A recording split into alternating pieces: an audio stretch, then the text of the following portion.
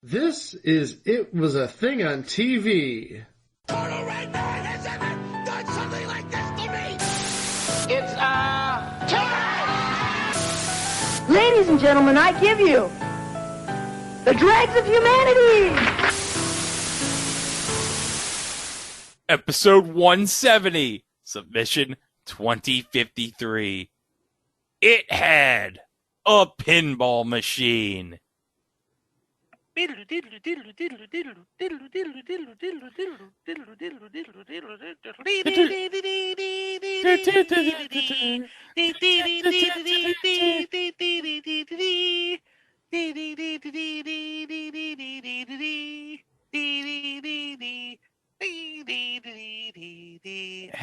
if it's good enough for Bowie Williams, it's good enough for YouTube.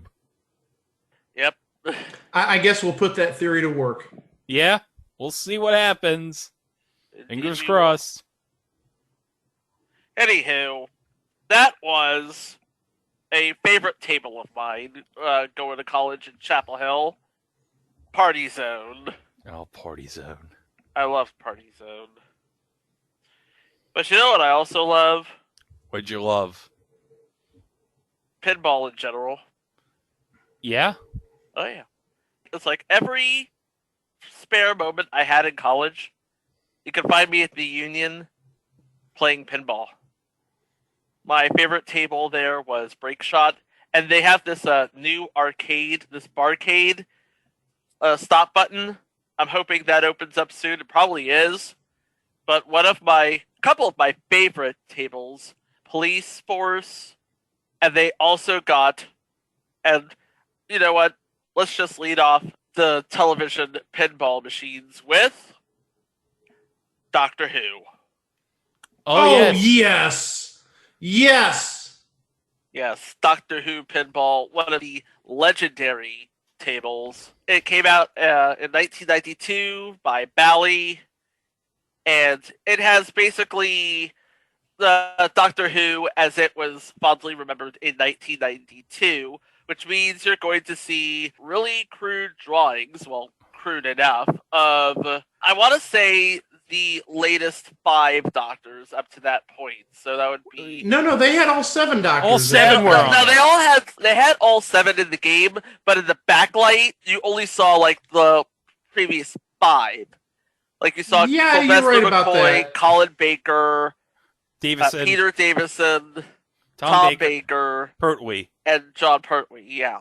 Greg in Post, I don't know, maybe Chico had a different version of Doctor Who that he played, but the version of Doctor Who I'm watching in a YouTube video right now on Papa Pinball, which I'm going to include in the description in the episode, has all 7 Doctors in the backlight, so maybe it was a different glass or light or whatever, but there you go. So, a bunch of Daleks and Davros.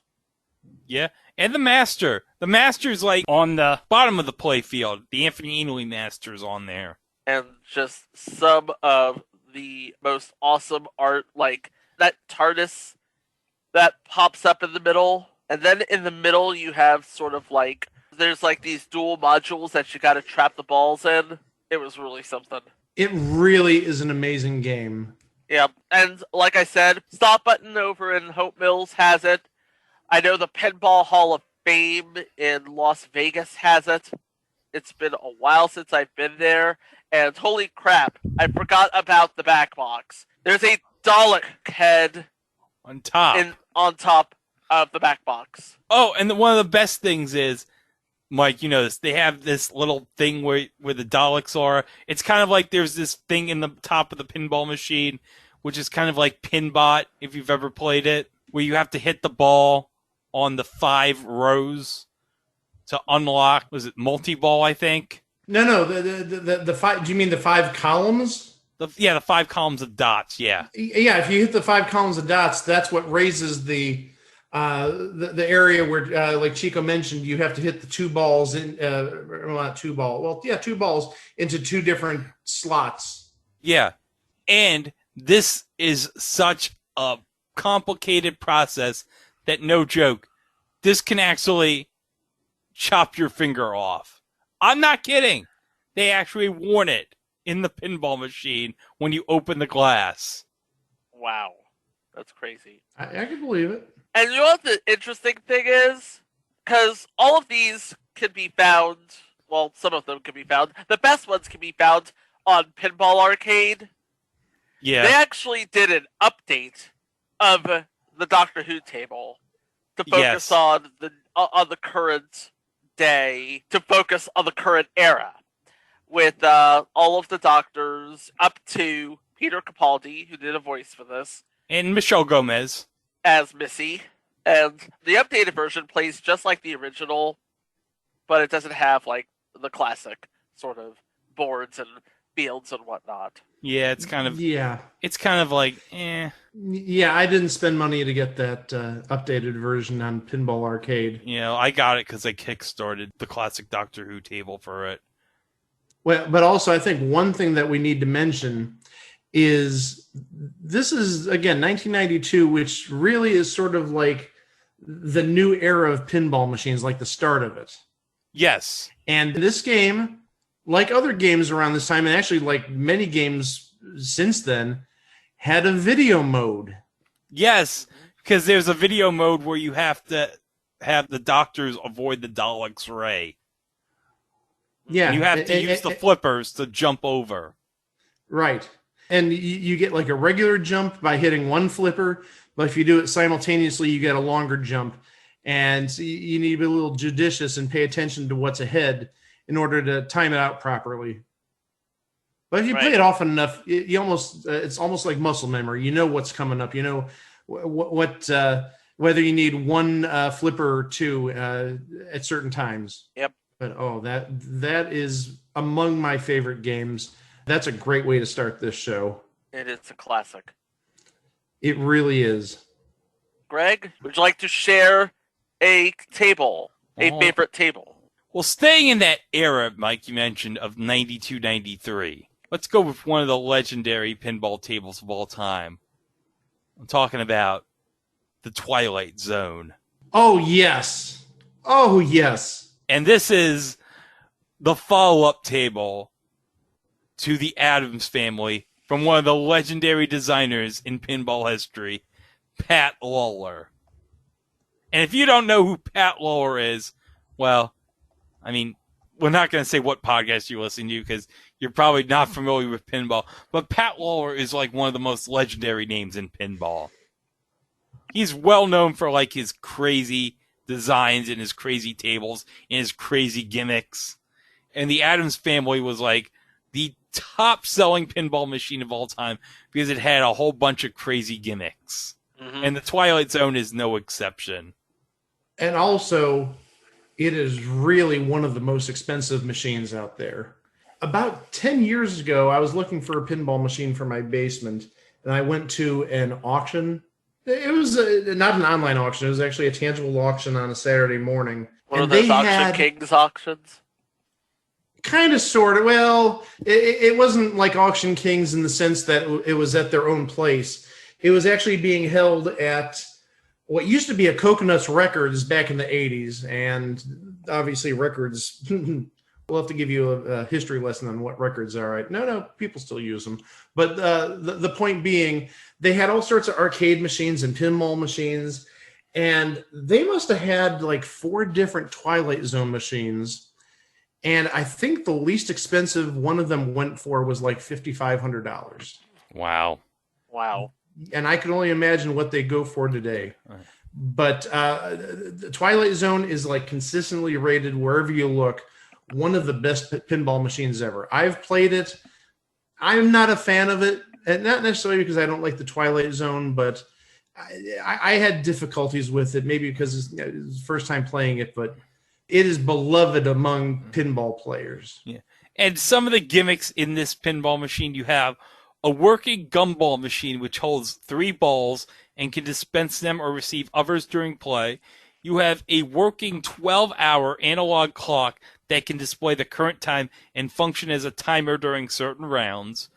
The power ball, which is a white ceramic ball, which is lighter than the other steel balls in the machine and unaffected by the magnets. Oh yeah, there's magnets in the play field because there's something called the power field. a triangular mini playfield whose underside contains magnets that propel the ball. That was sort of also a thing in the Addams Family too, the power. Oh, Yeah. yeah, with Thing, yeah. Yes. In addition to adapting the music from the TV show, the game's main background music is an interpretation of the 1982 song Twilight Zone by Golden Earring. And also, do you know who does the voice of Rod Serling in the Twilight Zone pinball machine? Maurice LaMarche. I don't know. No, but this is a legendary name. Tim Kitzrow. And who would you know Tim Kitzrow best as? He's the voiceover guy in NBA Jam. Kaboom! Oh, that's great. That's great. Oh, yeah. And also you have like stuff like you have Town Square Madness, which is a timed mode in which all the targets on the playfield increase a point total by a set amount, where the pop bumpers in the town square increase the value for each target, and it causes the townspeople to panic. And also you have a fast lock, which is where an AM radio will play clips from Pat Lawler's previous pinball games, which count down a jackpot value as its frequency. And the game's reference include Addams Family, Funhouse, Whirlwind, Earthshaker, and Banzai Run. All those are classics. And you got the camera, which lights the camera twice, accessible by raising the upper left flipper and shooting a ball into a sinkhole behind it. Doing so will yield one of 8 awards, which is either 20 million points, light outlanes clock 10 millions, clock bonus, 3 times town square, hold town square, 10 hitchhikers, and greed targets. And you have a hitchhiker mode, which awards 2 million points for each hitchhiker the player picks up in the game, and another 2 million for every additional pickup earned until the end of your current ball. So there's a lot of references on the table to various episodes of the Twilight Zone, and it is, if you're a fan of the Twilight Zone, and even if you're not a fan of the Twilight Zone, you're going to enjoy this table. I know Mike might have, maybe because it didn't like it, because maybe it was nerves too hard or anything, but I played it in TPA plenty of times, and I enjoy this table very much. I remember playing this table as a kid, too, back in the day, and I liked it. So, and also, Tim Kitzrow is Rod Serling. Come on. I think I actually have that for TPA, and I just don't play it that often. I think I need to revisit that, give it a second chance. Oh, yeah. St. Peter would be very proud, Mike. Oh, God. What is that? How many? Oh, gosh. I think that's the second week we've made a reference to Second Chance, that version. I can't believe we didn't make a reference to Second Chance last episode, considering Courtney Cox was in it for obvious reasons. Yeah. Understandable. Well, I'm going to start by mentioning a game I mentioned a number of weeks ago, not too long ago. Roller games. Rock and roll games. And oh my gosh, despite being a very short-lived show, this pinball, they made a pinball machine first off. After, they did 13 episodes. Apparently that was enough for a pinball machine. But oh my gosh, it is a great pinball machine. Don't judge a book by its cover. It's got the theme song that we mentioned earlier, the Rock and Roller Games. And it is just absolutely amazing. And again, getting to the magnets, that they're one of the features in this game was what's called a deep freeze magnaflip, which whenever it was lit, magnetically freezes the ball next to the upper right flipper, so you can get like the optimal shot. Nice. And that optimal shot is for the big feature in this game, the wall. Go for the wall. Because obviously. Yeah. That was the big draw to this game was the wall and going up the ramp for the wall. But also, very interesting about this game, there was a ton of advertising on the Translight, the back glass. Oh, yeah. And on the playfield, too. Yeah, I'm looking at it right now. You had Pepsi. You had Thermos on there. Thermos! A Thermos. Yeah, Thermos. Thermos had an advertisement on here. Here's a blast from the past. Orange Slice is on here. Oh, Orange Slice soda. Yeah, the competitor to Orange Crush back in the day. Oh, and I mentioned this in the roller games episode. I nearly bought this game like 4 years ago, but seller was a bit of a jerk, and it fell through. He never got back to me. Some other product endorsements or placements on the Translite. Mug root beer. Oh, mug root beer. Which would also be in line with Pepsi. Which would be in line with Pepsi and Slice, absolutely. Game Pro Magazine. Game Pro Magazine, yes. Oh, yeah. Game Pro Magazine. There's a blast. And an even bigger blast from back about that time, Share Data. Wow. Made company. Made computer games, yeah. Oh, my goodness. Yeah. But also, if you remember on the Roller Games TV show, they had Bally Williams banners during the games with Midway, if you remember. I do. And also, they had a giant TurboGrafx 16 banner, too. Which was basically peak early 90s. Yeah, basically late 80s, early 90s. Now, wait, Greg. They had Bally's banners on roller games? Yeah. Where did roller games reruns air last year? Oh, Fox They aired Sports. on Fox Sports? Uh-huh. Yeah, but what happened to all the regional networks? They're now Bally's. They are all bellies. Interesting. Maybe Something to think about. Maybe something for a potential reboot. Maybe. Hint, David Sams, if I you're listening. wasn't- Possibly. Well, that wasn't what I was insinuating, but okay. Perhaps. But yeah, it all comes full circle, I guess. But yeah, that is one of the truly fun games. And I remember it from my childhood, and I think it was one of the loudest games. I think they purposely set the volume as loud as they could because it just had a kicking soundtrack. It was just an amazing game. It was. I'll tell you one game that I played in my childhood was The Simpsons, the Data East table. And this was perhaps one of the best, if not the best performer of 1991. And it just had, and it was basically centered around, the centerpiece were the 3 jet bumpers in the middle, which were shaped like the Springfield nuclear power plant towers. Yes.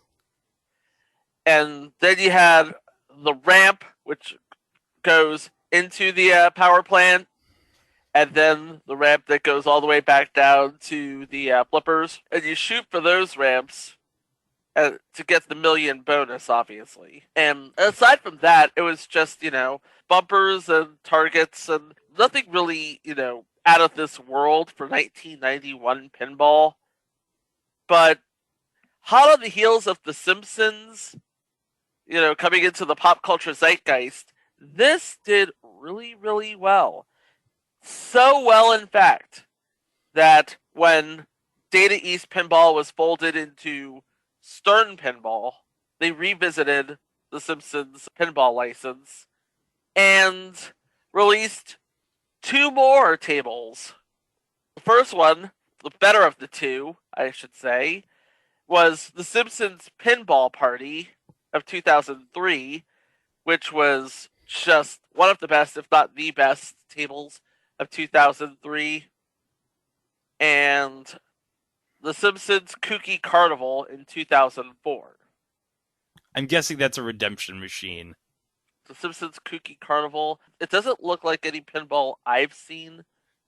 But then again, yeah, it was sort of a video pinball. Yeah, It was a redemption game, but it used some of the playfield parts and circuit boards. So, for yeah. those of you who don't know what a redemption machine is, it's mainly those things where you get, like, tickets.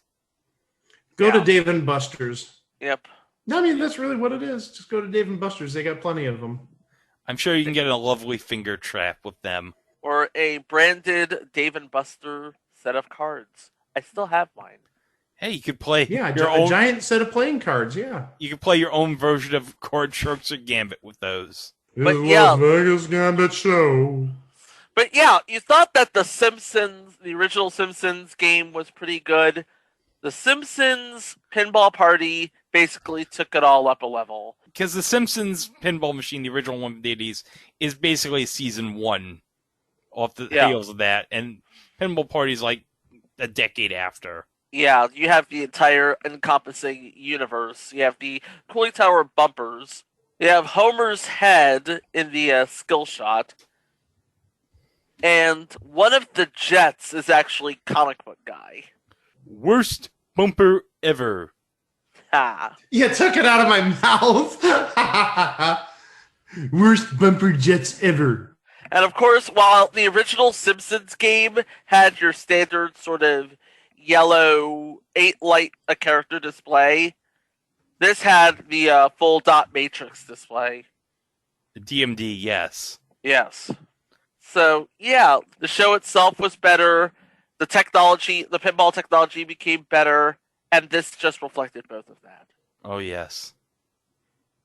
So it's really good stuff. Okay. Want to check it out. Yeah, check it out. Mike, what do you have for your second table?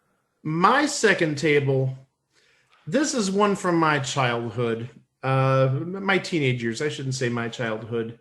Back in 1989, there was an ABC Monday Night Football pinball machine. Oh, yeah. Celebrating the show's 20th anniversary, because that would have been in 1990. And the game itself, it was a Data East game. The game itself was not terribly impressive, I don't think, but it had your usual stuff that you'd see in a pinball machine. It had your skill shots, and obviously it had jet bumpers, and it had a football theme. The theme was obviously get down the field, score a touchdown. But the big thing I remember is when you get the touchdown, this ramp, not that big of a ramp. I'd say it's probably about maybe about 4 inches long by maybe about 2 inches wide, maybe even a little bit bigger than that. It would elevate from the middle of the play field. It would stay flat during normal play, but once you scored a touchdown, it would elevate and form a ramp, and you'd get the extra point by shooting the pinball up the ramp and through the goalposts, which itself is another ramp, which I thought was very clever for the day. That was another one that back in the day at the same arcade I mentioned earlier that had roller games, they'd be playing that Monday Night Football at like full volume. And also, it had voiceover from Frank Gifford. Not just did it have voiceover from Frank Gifford, but if you look at the main box of the machine, where the scoreboard is and the translate, where the speakers are, you can actually see a caricature of Dan Deerdorf and Frank Gifford and Al Michaels. Yes. And in fact, I believe this pinball machine was inspired by the opening in 1988 from Monday Night Football, which used the pinball theme. Yes. And in fact, yes. In fact, we'll play that theme for you and the open right here. Cool.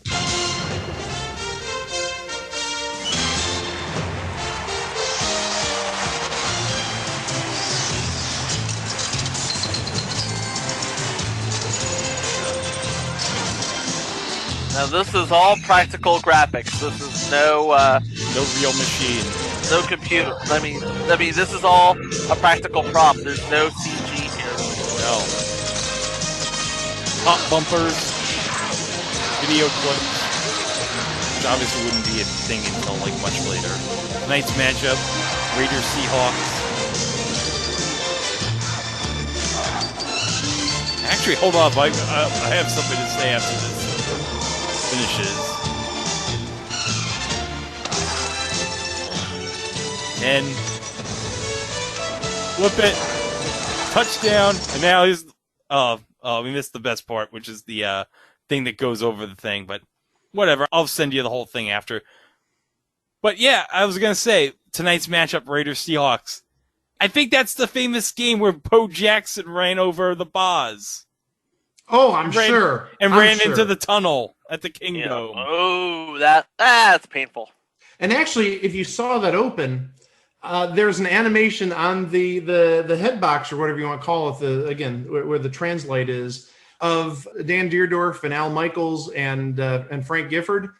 that was the animation, or not that was the animation, that was the image, the caricature that was used in the pinball machine, in the actual machine.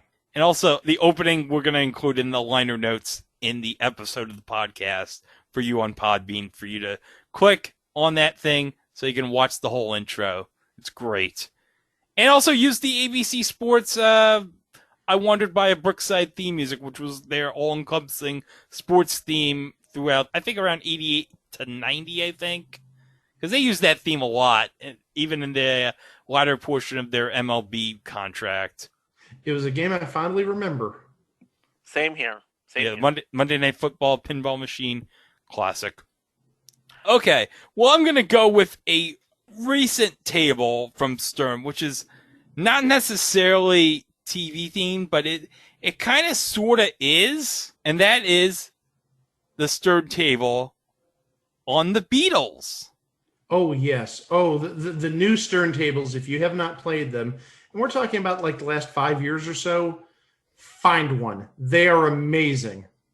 Yeah. And the game is basically themed around a couple of things. Primarily, their iconic American debut performance on the Ed Sullivan Show.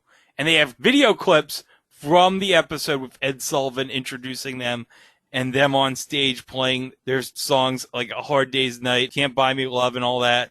Oh, just great. And it includes footage from their Shea Stadium concert in 1965.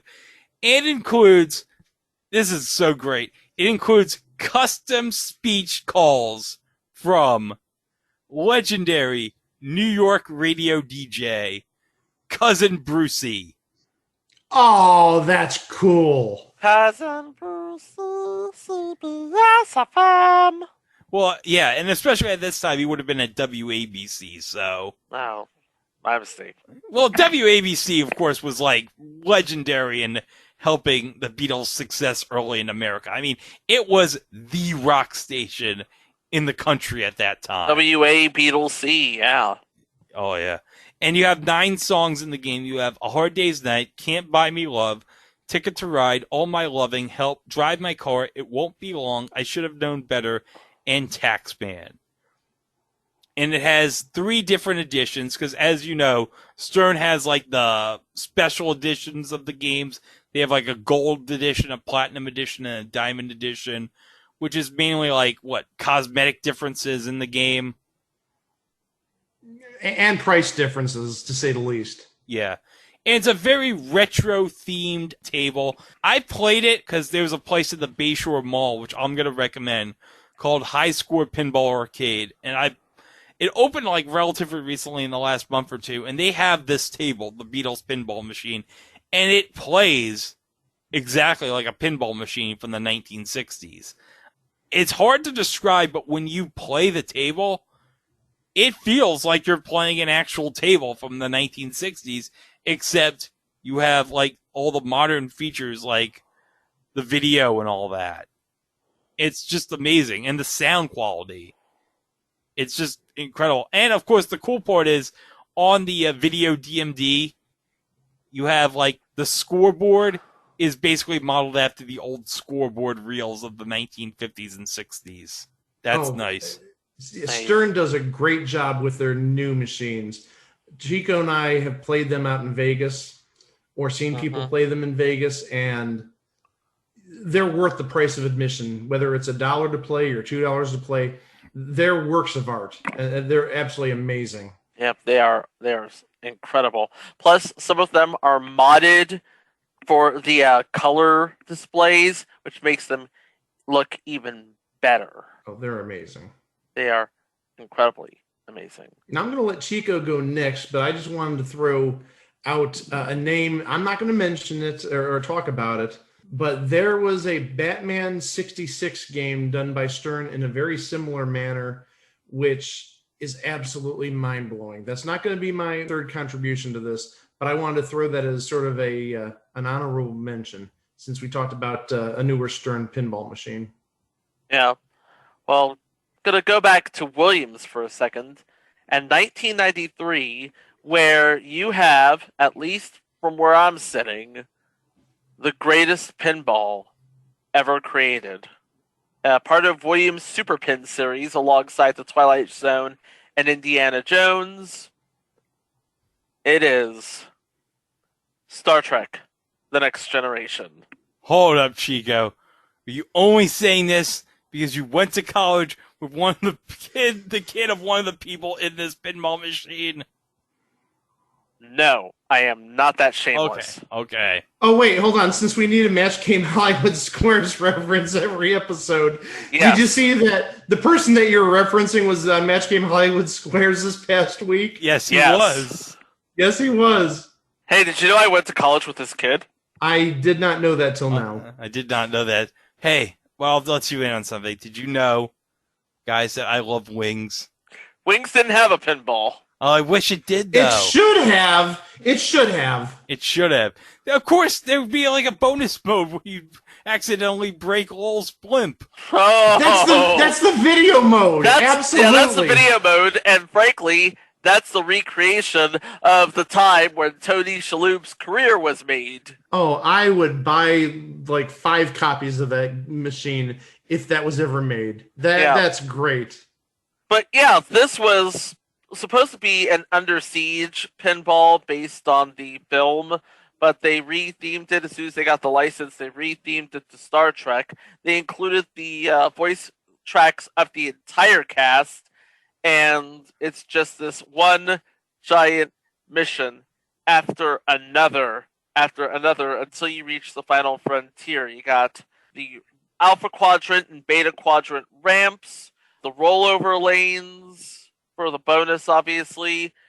The holodeck, you can either take 25 million points or play the video mode shuttle cavern.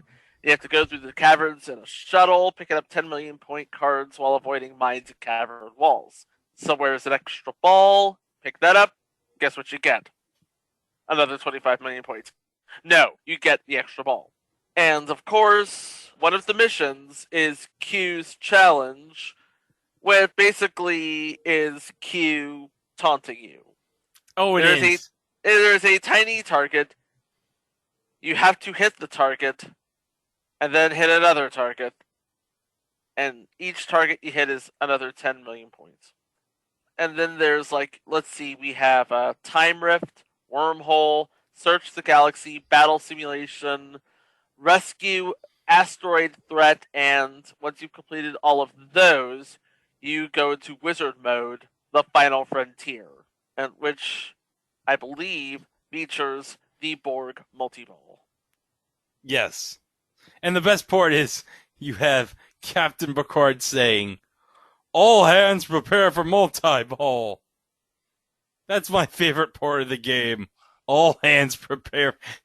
They got Patrick Stewart to actually say, "All hands prepare for multi-ball." Captain's log, supplemental. The crew performed admirably in dispatching the Borg threat. That's basically what he says if you complete the triple jackpot during the multi-ball. And it is just an amazing field. It's a little older than pinballs that we've played since, but it's a really solid table. Yeah. And my favorite part of the game is when Data says something and you press the flippers.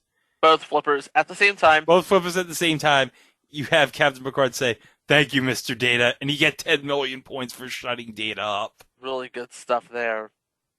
So, Mike, you got another one for us? I got another one, and it's actually one I have a ton of experience with because I actually own this game. Oh, really now? Yes.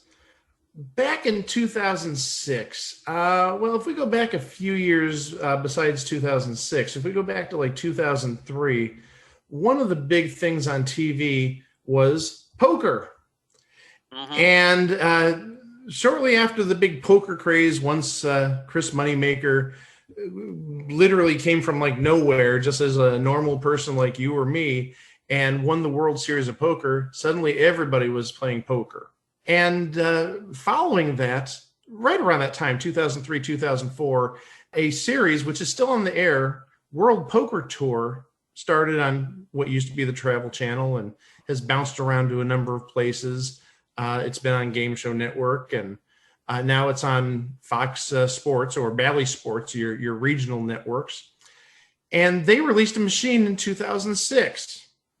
And I happened to purchase it 4 years ago, 2017, when I redid my basement. And just wanted to throw in there how authentic it is in terms of the commentary. You had commentary from Vince Van Patten and Mike Sexton, RIP. We lost him last year. Yeah. Yeah. And the game really played like a poker machine, if you will. And what the object was to go to different ports of call or different destinations and win poker tournaments with the best hand. I mean, you only played one hand at a time, but the thing is, if you had the best hand at wherever place you go to, or if you actually completed the hand, you would advance to the next place. And just off the top of my head, there was like Paris and Bahamas, and I think Hawaii was a place too. There were like 5 or 6 or 7 different places in the game that you got to go to. But among the commentary that I thought was really clever, really funny, you'd be digitally given 2 cards, just like if you're playing poker on the World Poker Tour, and you'd see what they are. And if you had, like, for example, 2 aces, they'd say that you've got bullets. They give it its formal nickname. And if you had like 10-4, they might call that, I think, good buddy, because 10-4, good buddy, a little CB lingo for you. And one that's maybe a bit of an Easter egg. I mean, they did this for many different hand combinations. They did like a pair of 4s is sailboats, and a pair of 8s is snowmen, and a pair of jacks is fish hooks because they look like fish hooks. But the one that really made me laugh is if you get dealt 6-9 offsuit. Nice. No, they don't say that. Well, they just call it a dinner for 2. Use your imagination. Yeah, so the first time I got that was like, okay, I did not expect that, and I thought that was absolutely clever. Nice little, I don't necessarily want to call it an Easter egg, but also at the same time, that's not something I ever heard on the World Poker Tour. I don't think they could get away with that on Game Show Network or Travel Channel back in the day, or even the Bally networks we're talking about now. So not even. No, they couldn't get away with that. So that was a nice little Easter egg for us adults. But yeah, just the idea is building hands by going up different ramps or playing a mini play field, which is on the second level of the back of the machine. And just, again, building poker hands. It's all random. I mean, there's no way you know what you're going to get. But again, just like Texas Hold'em poker, the best hand made out of using 5 cards out of your 7-card hand, that's what you're given. Yes. And I've gotten like to the 3rd or 4th destination in the game. But like I said, I think there's like a good 5 or 6 or 7 before you're like the grand champion or whatever terminology they give you. I haven't played the machine, sadly, in about 2 or 3 years. And I think at this point, it definitely needs a little bit of TLC in terms of fixing up some electronics and maybe a good waxing. But some people are like, oh, this is a horrible game. Don't buy it. Don't judge a book by its cover. I find it very entertaining. And it's a nice part of my basement, at least when I used it before my little surgery happened. Yeah, a couple interesting things about this. The table itself was designed by one of the greats. He did the Star Trek TNG table that I talked about, but one of the greats of pinball, legendary name, Steve Ritchie. Oh, yes. Yeah. The one thing that I'm sort of put off here, because this is a 2006 table. Yeah. You have these rather accurate portraits of Mike Sexton and Vince Van Patten. But then you have this sort of creepy looking portrait of Courtney Friel in the middle. Oh, yeah. Well, you had to include the hostess in some capacity. I know you have to include the hostess, but it doesn't look right, I don't think.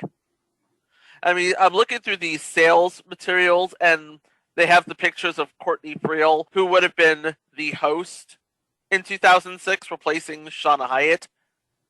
But yeah, that portrait just doesn't look right. I don't think. No. Yeah, your mileage may vary on that. You know, right? Okay, so my next pinball table is a classic from Gottlieb in 1994. I'm talking about a little show on CBS called Rescue 911. Oh yes, yes, Oh, buddy. All right, so I'm gonna shit. I was waiting for somebody to bring this up. Oh, it's a glorious table. It's basically, a lot of people complain that it's basically a simplified table, but you know what? I think that's part of the charm of the machine right here. It's not that simplified, I don't No, think. it does have like a whole lot of moving bits to it. So Oh yeah, you got the magnetic helicopter in the middle, doing the rescue missions, getting the ball from one end of the table to the other. Oh yeah, that's the best part. Oh, the best part You is got that the flashing helicopter. siren. You have the video mode. You have the fire along the side. This is a really well-designed table for 1994. Yeah, but you know the one thing that's missing? What's What's that? missing? Shatner. Oh yeah. Oh yeah, because they Real. didn't get the rights for Shatner in the game. It's like they got the right to use the Rescue 911 title. They did not get the rights to Shatner. So it could be, well, anybody. And actually, according to Truth by Consensus Wikipedia, at one stage of development, the 4 stand-up targets, you know what they spelled? Trek. Oh. Oh, I was hoping you were going to say Shat, but that's just as good. No, That would have been just as good. it really would have been. But actually, there is a fun reference in the game, because they have, like, whenever you hit a mission in the game, you have, like, a simulator of the phone going, did, and there's the operator on the line, and the person saying, oh, we have this at blah, blah, blah, wherever at this, please hurry. Actually, one of the blocks in the game that one of the callers to the 911 operator says, I think either Shapiro Way or Shapiro Avenue, which is a reference to Arnold Shapiro. Yes. Oh, hey! Nice. Yeah! Who created the show and would go on to produce the entire series. And this was before he was signed on for the Big Brother? Big Brother season 2 and after. Yes. But yeah, this is a great table. It's really a lot of is. fun. And actually, considering this is a Gottlieb table, you can still play this in the pinball arcade right now. Yeah, Oh, yeah. I've got it for TPA, yes. Yep. And, can I tell you something? I like what there are some. You want to talk about an Easter egg? You notice what they call the saver mode? What do they call it? The Jaws of Life. Yes, they do! They call it the Jaws of Life. That's so awesome. So that's a real interesting thing. Yeah. Oh, and also, if you happen to get the At Games Legends pinball machine, which recently came out, they have the Farsight Gottlieb tables from TPA when you get the machine. Rescue 911 is one of them. Good Very job. nice. Yeah. Now, we've been mentioning a lot about TPA and other sorts of pinball paraphernalia, but if you don't have TPA, there's still like a whole block of television-based pinball, virtual pinball. And it's called Balls of Glory from Zen Studios. And what they did was they took 4 Fox Animation Domination series, obviously not The Simpsons because Stern still owns that, and they blocked it off and sold them as a package deal. Theoretically, they run off the same engine, they have all the same physics, but you have tables based on Family Guy, American Dad, Bob's Burgers, and Archer. I have the Archer table. I played the hell out of the Archer table. Well, I have all 4 tables, actually. And the one that I play the most is actually Bob's Burgers. But the Archer table is really fun, though. And I like the American Dad table because it has a lot of the Easter eggs that you would know about if you watched the series, including the golden turd. which we will talk about on a future installment. Oh, the saga of the golden turd. Oh, yes. But yeah, I mean, all you need is a device. I have my copy of those machines on my iPad. I'm going to assume they're available for Android too, but it's not a terribly expensive download, and it's well worth the money, especially if you're fans of those shows. And especially if it's like on sale on the PS4, the Xbox One, or the Switch, or Steam, or whatever. It's very worth getting. Yeah. Okay, and that pretty much does it for this sort of introspective. I want to say that there's more pinball to be discovered out there, certainly more tables to play. Oh, yeah. Oh, absolutely. Oh, I mean, I've got 2 or 3 tables on my mind that I could talk about. There was the Wheel of Fortune game from, again, about 2006-ish. I mentioned Batman 66 earlier. There's a Munsters table, also by Stern, in the last 5 years or so. There are many other machines we could talk about. Yeah. But actually, don't close the vault yet, Chico, because I have one more thing to add. What's that? What is it? It's sexy sax time. Oh. Woohoo!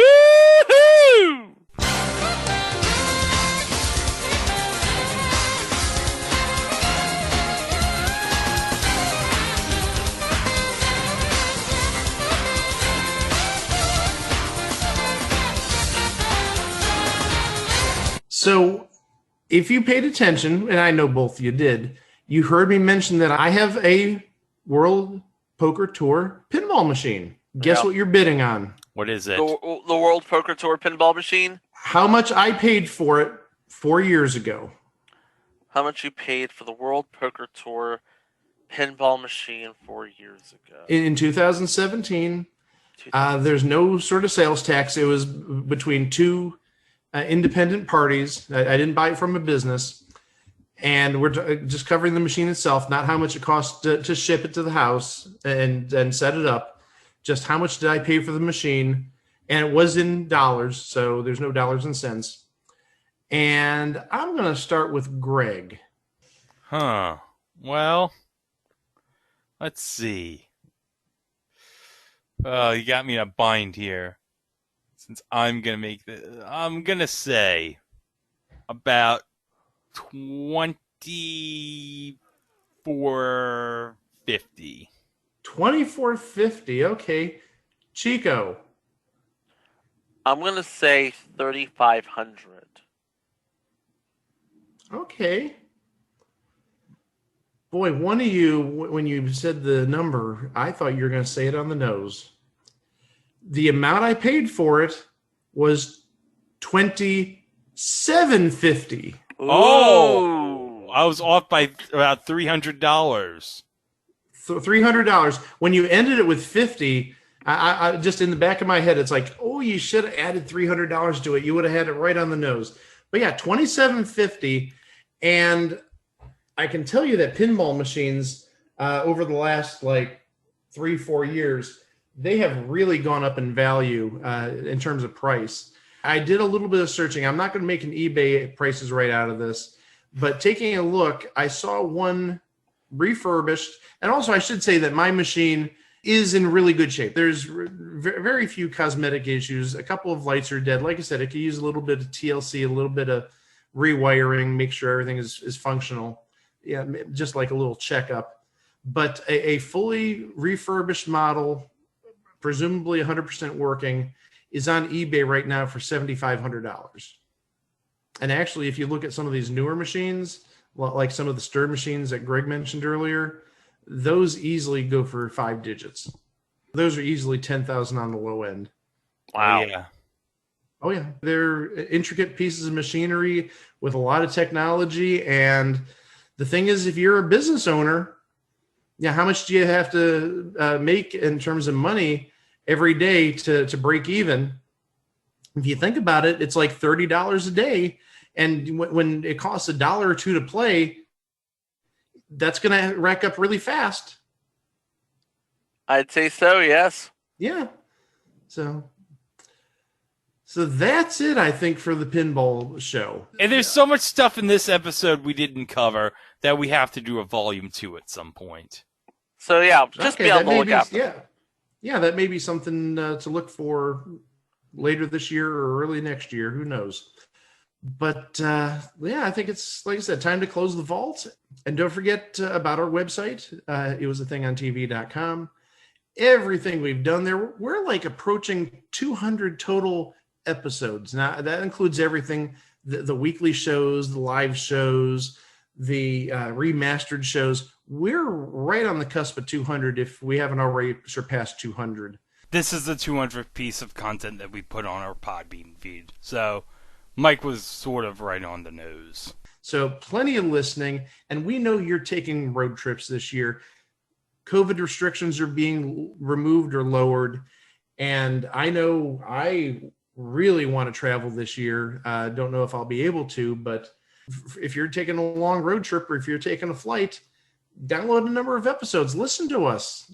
Waste away the time. Well, not necessarily waste away the time, but spend the time efficiently. Spend it in a good manner, let's say. And of course, Greg, we have a drop over at Place to Be Nation. Yes, because as I mentioned in the last episode, Now You See It and Thunder in Paradise are up there.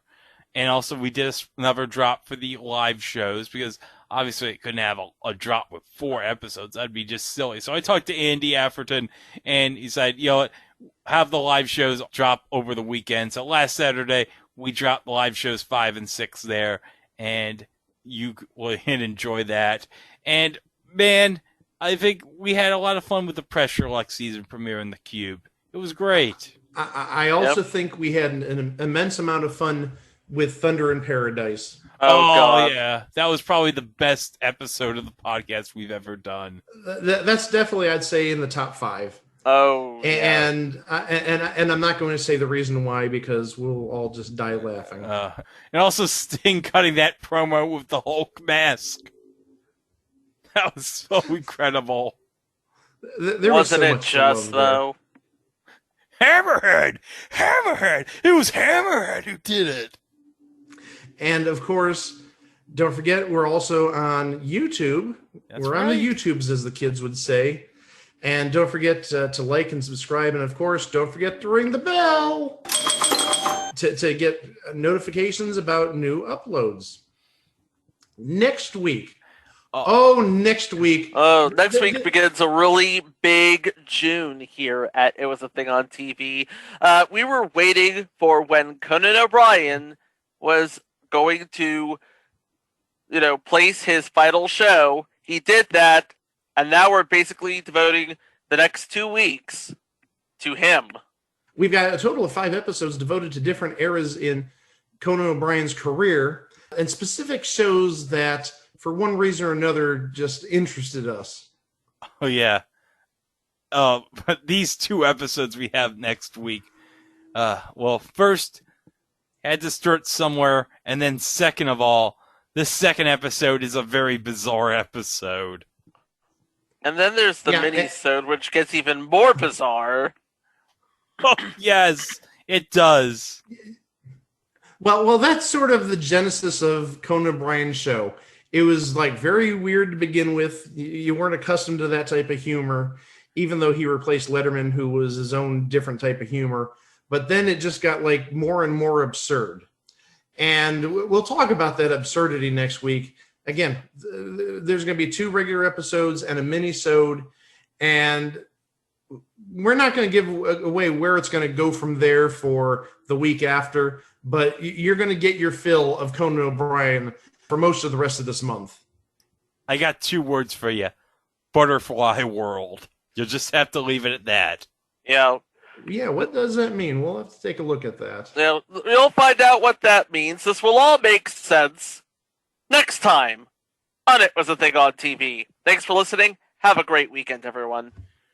Wow!